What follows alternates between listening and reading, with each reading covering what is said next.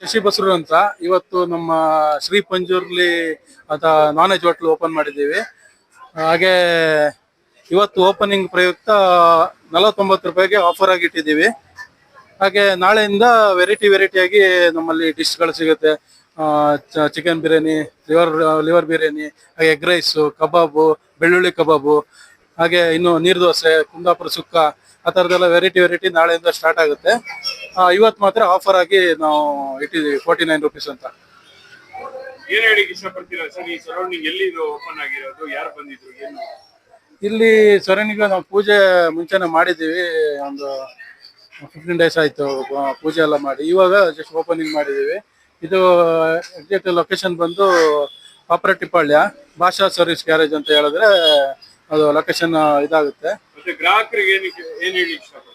ಗ್ರಾಹಕರೆಲ್ಲ ಇವತ್ತೆಲ್ಲ ತಿಂದವರೆಲ್ಲ ಒಂದು ರೆಸ್ಪಾನ್ಸ್ ಚೆನ್ನಾಗಿದೆ ಎಲ್ಲ ಹೇಳಿದ್ರು. ಇವತ್ತು ಏನು ತೊಂದರೆ ಇಲ್ಲ. ನಮ್ಮ ಫ್ರೆಂಡ್ ಅವ್ರದ್ದು ಇದು ಹೋಟೆಲ್ ಪಂಜುರ್ಲಿ ಹತ್ರ ಓಪನಿಂಗ್ ಆಗಿದೆ. ಇವತ್ತು ಬಂದಿದ್ವಿ. ಇದ್ರ ಪ್ರಯುಕ್ತ ಇಲ್ಲಿ ನಾವು ಅಟೆಂಡ್ ಮಾಡಿದಾಗ ನಾವು ಇಲ್ಲಿ ಟೇಸ್ಟ್ ಮಾಡಿದ್ವಿ ಸರ್.